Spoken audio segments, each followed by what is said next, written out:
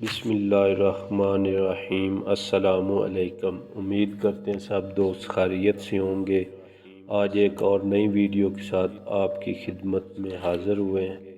اس سے پہلے کہ ویڈیو شروع کریں، جو بھی دوست ہمارے چینل پر نئے آئے ہیں وہ ویڈیو کو لائک، سبسکرائب، شیئر اور بیل کے بٹن کو لازمی دبا دیں تاکہ جو بھی نئی ویڈیو آئے اس کا نوٹیفیکیشن آپ تک پہنچ جائے۔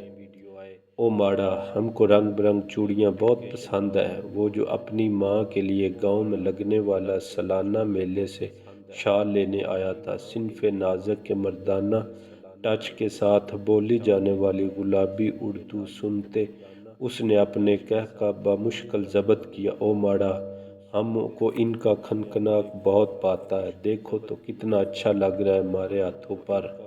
اس لڑکی نے اپنی سفید ملائی جیسی کلائیوں میں اپنی چوڑیاں چھن چھنا کے دکھائیں جو پیچھے کھڑے شخص کے دل کی تار ہلا گئی تھی۔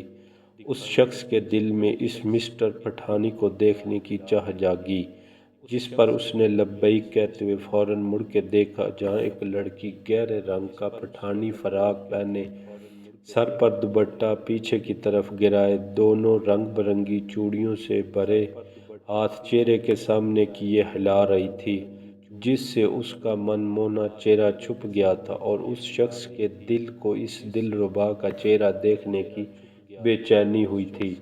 تبھی اس دلربا نے اپنے حسین چہرے سے ہاتھ ہٹانے شروع کیے۔ سب سے پہلے اس کی چاندنی سی چمک لی ہوئی آنکھیں نمودار ہوئی، جس سے دیکھ کر اس شخص کے دل نے ان کی آنکھوں میں اپنا عکس دیکھنے کی خواہش شدت سے پکڑی۔ اس کے بعد ہاتھ اور نیچے گئے تو اس کی نازک ناک میں پہنی گئی ہیرے کی نتھ نے اس کی توجہ کھینچی۔ دل اس نتھ کو چھونے کے لیے مچل گیا، اور پھر ہاتھ مکمل ہٹے تو اس کے گلاب کی پنکھڑی جیسے نازک لبوں نے اس کے دل میں کوہرام مچا دیا۔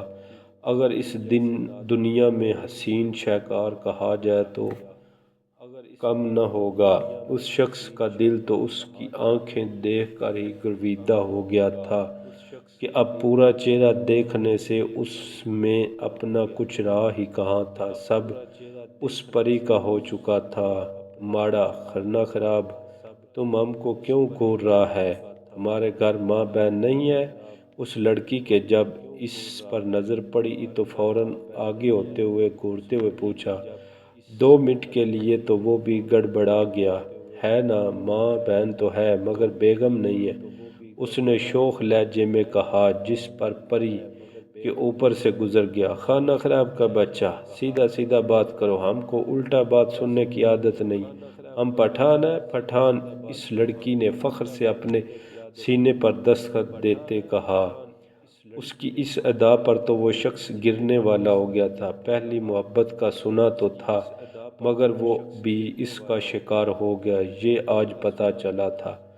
تم پھر ہم کو ان ٹچ بٹنوں سے گھور رہا ہے، ہم بتا رہے ہیں، ہم ان کو نکال کے بنٹے کھیلیں گے۔ وہ آگے ہو کر اس پر جھپٹی تو اس کی ہم سہیلیوں نے فوراً اس کو بازو سے تھاما، اور وہ ایک دم پیچھے ہوا کہ کہیں وہ واقعی اس کی آنکھیں نہ نکال دے، اور وہ ہمیشہ کے لیے اس پری کو دیکھنے سے محروم نہ رہ جائے۔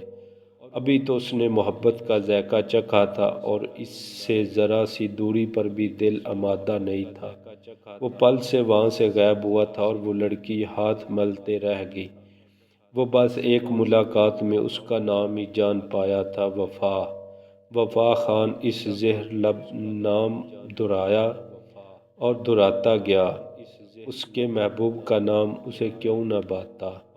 وہ اپنی دوستوں کے ساتھ والے گاؤں کے باغ میں آئی تھی۔ یہ باغ اتنا حسین تھا کہ وہ چاروں لڑکیاں اکیلے اپنے گاؤں کی سرحد پار کر اس بڑے سے عالیشان باغیچے میں آئی تھی۔ وجہ اس کی خوبصورتی تھی۔ یہ باغ 3 ایکڑ زمین پر پھیلا تھا، جہاں ہر قسم کے پھل تھے جو بیرونی ملک سے منگوائے گئے تھے، اور ہر قسم کے رنگ برنگ خوبصورت پھول اس باغ کی خوبصورتی کو 4 چاند لگا رہے تھے۔ اس باغ میں برگد کہ موٹے درخت سے سفید پھولوں کا بڑا جھولا لٹک رہا تھا، جس پر اس وقت وہ پری وش بیٹھی کھلکھلا رہی تھی اور اس کی دوست اس کو جھولا جھلا رہی تھی۔ وہ چاروں اس وقت نقاب میں تھی، جن کی بس آنکھیں نظر آ رہی تھی۔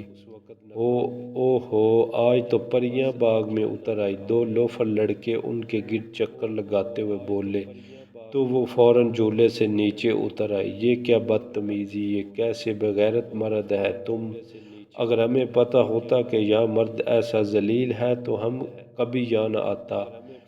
آئے ہائے، کیا انداز ہے یار، یہ تو مجھے تیکھی مرچ لگ رہی ہے۔ دوسرے لڑکے نے پہلے لڑکے کے ہاتھ پر تالی مارتے ہوئے کہا۔ مزہ تو چکھ کے ہی آئے گا۔ اس سے پہلے کہ وہ لڑکا آگے بڑھتا، کسی کی دھاڑ نے اس کے قدم ہی روک دیے۔ کیا ہو رہا ہے یہاں؟ سب نے پلٹ کر دیکھا تو ایک نوجوان سفید شلوار میں کدو پر مردانہ شال لیے ہلکی ہلکی مونچھوں میں بالکل وڈیرا لگ رہا تھا۔ اس نوجوان کو دیکھ کر دونوں لڑکے ادب سے کھڑے ہو گئے۔ اس نوجوان نے نیلی آنکھوں والی لڑکی کو دیکھا جو اسے کھا جانے والی نظروں سے دیکھ رہی تھی۔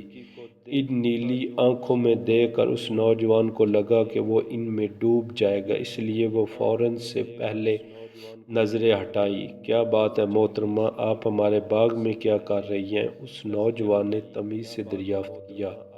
ہم تو یہاں اس خوبصورت باغ کی خوبصورتی کو دیکھتا ہوا اندر آ گیا تھا، مگر ہمیں کیا پتہ تھا کہ اس گاؤں کا لوگ نہایت ہی چھچھورا ہے، اس لڑکی نے تفرق سے کہا۔ اس کی بات پر اس نوجوان نے دونوں لڑکوں کو کڑی نگاہوں سے دیکھا۔ یہ میں کیا سن رہا ہوں؟ کیا ہمارے گاؤں کے اصول نہیں پتہ تم دونوں کو؟ کرملو، لے جاؤ ان دونوں کو اور سخت سے سخت سزا دو تاکہ یہ کسی بھی لڑکی کی طرف نظر اٹھا کے نہ دیکھ سکیں، اس نے دہاڑ کر کہا، جس پر کرملو بوتل کے جن کی طرح حاضر ہوا اور ان دونوں کو گھسیٹتے ہوئے لے گیا، جبکہ وہ دونوں معافیاں مانگتے رہے، مگر اس نوجوان کی نظر میں رحم نظر نہ آیا۔ وہ جیسے ہی پیچھے مڑ کر اس لڑکی سے مخاطب ہونے لگا تو وہاں خالی جگہ دیکھ کر حیران رہ گیا۔ اس نے ادھر ادھر نظریں دوڑائی مگر کوئی نظر نہ آیا۔ وہ اس سنہری موقع کے ہاتھ سے نکل جانے پر پیچ و تاب کھا کر رہ گیا۔ وہ نیلی دلربا آنکھیں اس کے ذہن میں بیٹھ گئی تھیں۔ ارے او لالے کی جان، کیسا ہے تم؟ وفا، جو حویلی میں غصے سے بھری داخل ہوئی تھی، اپنے جڑواں بھائی زیراب کو دیکھتی اس کا غصہ اڑن چھو ہو گیا تھا اور وہ اس کے گلے جا لگی۔ زیراب نے وفا کے پیار سے گلے لگنے پر دونوں ہاتھ اس کی اطراف مائل کیے اور اسے سینے سے لگایا۔ کل کائنات تھی وہ اس کی ایک لاڈلی بہن، جس کا ہر نخرہ وہ سر آنکھوں پر رکھتا تھا۔ باقی سب تو ٹھیک ہے وکیل صاحبہ، مگر یہ آپ اپنی گلابی اردو کب درست کریں گی؟ زیراب نے اس کی اردو کی ٹانگیں توڑنے پر مذاق اڑایا، جس پر وہ منہ پھیلا کر اسے دیکھنے لگی۔ لالے کی جان، یہ مت بھولو کہ تم صرف ہم سے 5 فٹ بڑا ہے، وفا نے اس کی آنکھیں دیکھتے کہا، جس پر زیراب نے بمشکل اپنی مسکراہٹ سے ضبط کی۔ ہم تو بس بہانہ ہے، خوشی تو کسی اور چیز کا ہے تمہیں، وفا نے آنکھیں نچاتے کہا تو زیراب نے اسے ناسمجھی سے دیکھا۔